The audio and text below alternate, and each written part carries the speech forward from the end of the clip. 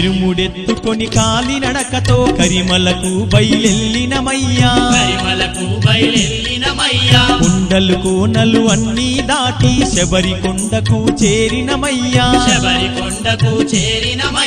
పంబా నదిలో స్నానము చేసి 18 మెట్టెక్కినమయ్యా దివ్యమైన నీ సన్నిధి చేరి ధరించామయ్యా మా స్వామి అయ్యప్ప నీ దివ్య దర్శనము కలిగింది